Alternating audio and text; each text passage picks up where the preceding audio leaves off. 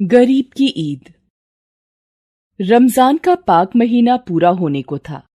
हर किसी की तरह आसिफ को भी ईद का इंतजार था, लेकिन इस बार की ईद उसके लिए क्या इम्तिहान लाने वाली थी, इस बात से वो अनजान था। आसिफ अपने बूढ़े माँ बाप के साथ कुछ ही महीनों पहले अपने गांव से गाजियाबाद आया था।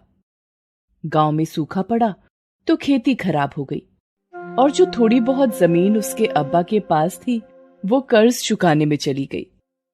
लिहाजा आमदनी की तलाश आसिफ को गाजियाबाद ले आई। यहां कुछ रिश्तेदार रहते थे, पर जब आसिफ की माली हालत के बारे में सुना तो उन्होंने भी मुंह मोड़ लिया। कुछ दिन मजदूरी करके गुजारा किया। इस दौरान आसिफ की मुलाकात राम से हुई, जो उसके साथ ही मजदूरी किया करता था। दोनों हमउम्र थे। जल्दी ही दोनों अच्छे दोस्त बन गए। एक दिन आसिफ को उदास देखकर राम ने उससे पूछा, क्या हो गया आसिफ भाई, क्यों मुंह लटकाए बैठे हो? अभी तो दिन शुरू हुआ है, अभी से थक गए? हाँ भाई, थक गया हूं, पर काम से नहीं, अपनी मुश्किलों से। सोचा था गांव से बाहर निकलूंगा तो कोई अच्छा काम करके अम्मी और अब्बा को अच्छी जिंदगी दे पाऊंगा, लेकिन यहां आकर तो हालत और खराब हो गई। गांव में कम से कम एक झोपड़ी थी जो कहने को अपनी तो थी। अब एक कमरा है, पर उसका किराया दे पाना बस में नहीं है। जो मजदूरी मिलती है उससे तो हम तीनों लोगों के खाने का ही जुगाड़ हो पाता है बस। सुबह ही मकान मालिक हल्ला मचाकर गया है कि अगर जल्दी किराया नहीं दिया तो बाहर निकाल देगा। समझ नहीं आ रहा अल्लाह किस गुनाह की सजा दे रहे हैं। अरे भाई, इतना परेशान होने की जरूरत नहीं, तुम्हारा रोजा भी है, तबीयत बिगड़ जाएगी। ऊपर वाला जब मुसीबतें देता है तो उनका हल भी देता है साथ में। शायद मैं कुछ कर सकता हूं तुम्हारे लिए। तुम क्या करोगे भाई, तुम पर भी तो अपनी मां की जिम्मेदारी है, और ऊपर से उनकी बीमारी। अब कैसी है वो? पहले से ठीक है।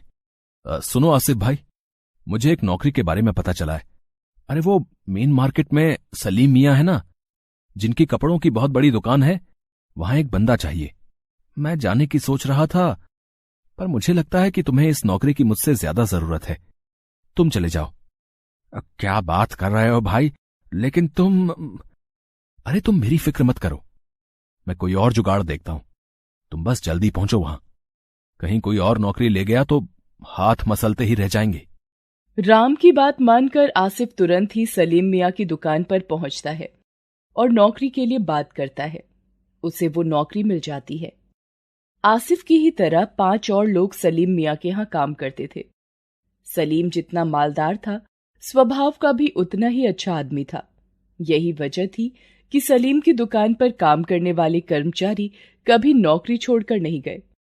सलीम उन सबका ख्याल रखता था। आसिफ नया था और परेशान भी, इसलिए सलीम मियां ने उसे नौकरी पर रखने के साथ ही 3,000 रुपए एडवांस दे दिए। आसिफ बहुत खुश हुआ। उसने सबसे पहले राम को मिठाई खिलाई और उसे शुक्रिया अदा किया। फिर शाम को घर पहुंचा। अम्मी, अब्बा, अल्लाह ने हमारी सुन ली, अब सब ठीक हो जाएगा। अम्मी, आज का रोजा अल्लाह की नेमत लेकर आया है। क्या हुआ बेटा, पहले बता तो सही।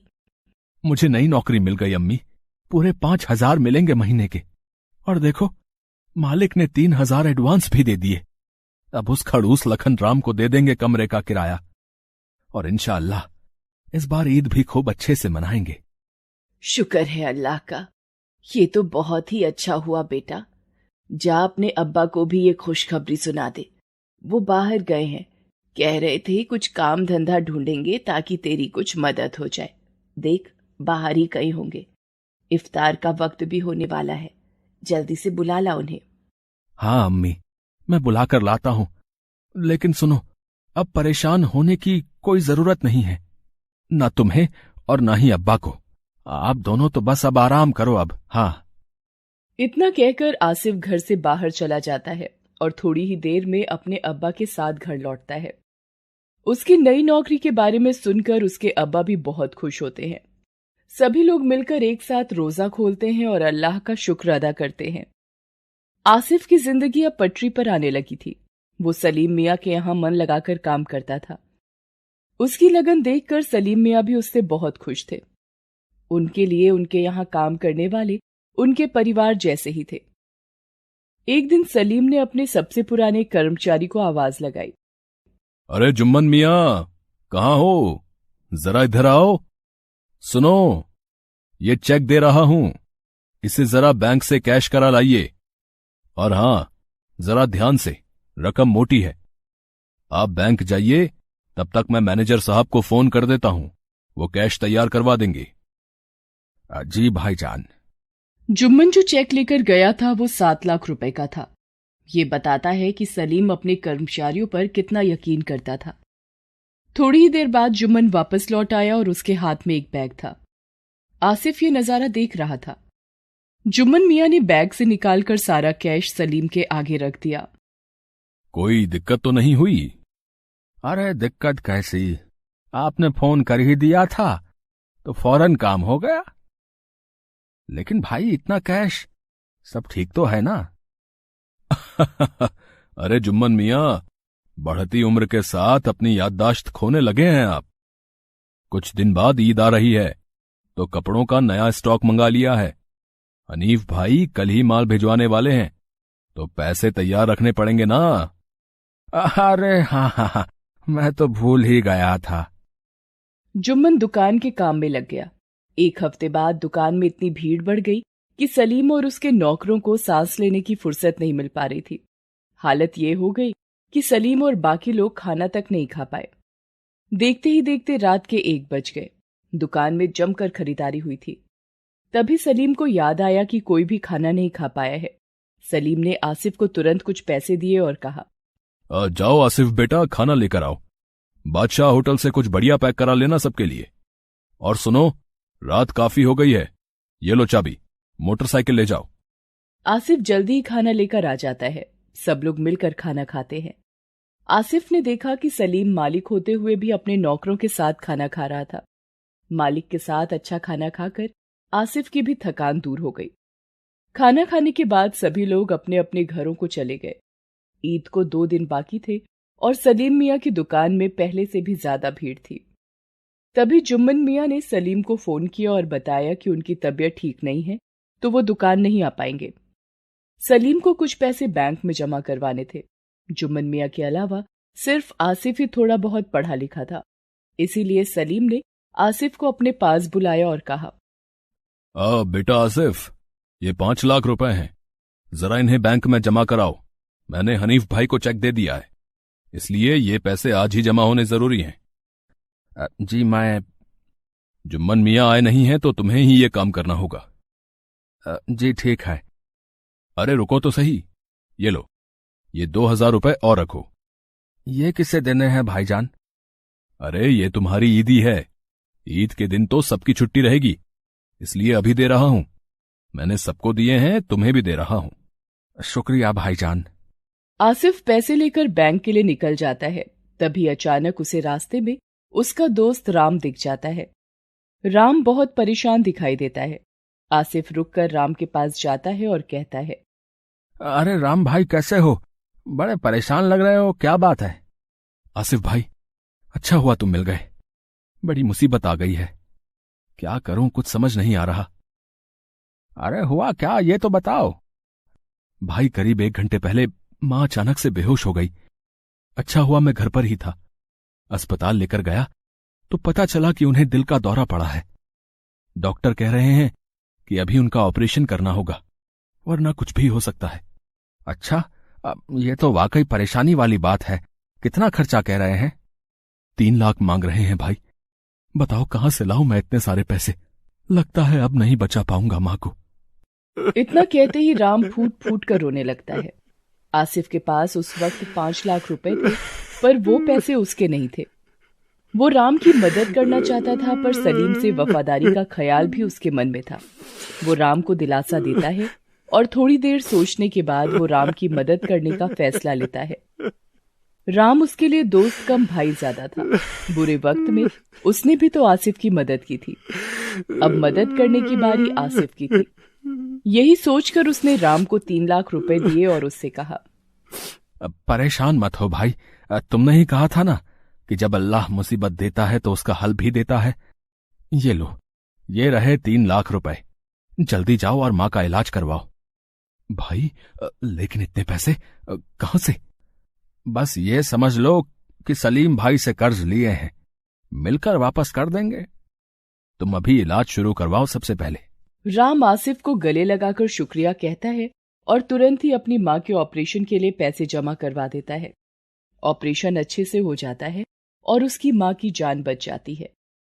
आसिफ ने राम की मदद तो कर दी थी, पर अब सलीम का सामना करने की उसमें हिम्मत नहीं थी। उसने सलीम का भरोसा तोड़ा था। वो सबसे पहले बैंक जाकर बचे हुए 2 लाख रुपए जमा करवाता है और फिर घर जाकर अपना सामान पैक करने लगता है। आसिफ को घबराया हुआ देखकर उसकी अम्मी उससे पूछती हैं, अरे आसिफ, कहीं जा रहा है बेटा? क्या हुआ, कुछ बता तो सही। कुछ नहीं अम्मी, जरूरी काम से बाहर जा रहा हूं। लेकिन परसों ईद है बेटा। जरूरी काम है अम्मी, जाना होगा मुझे। इतना कहकर आसिफ अपना सामान लेकर घर से बाहर चला जाता है।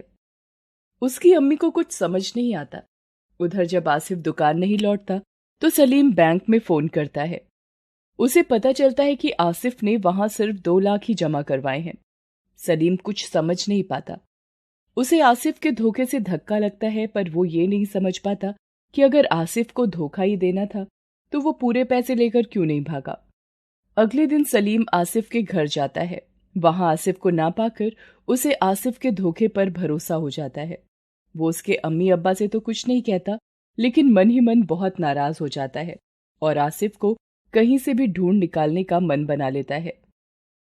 उधर आसिफ दिल्ली चला जाता है। कुछ दिन सड़क पर बिताने के बाद उसे वहां एक दुकान में काम मिल जाता है।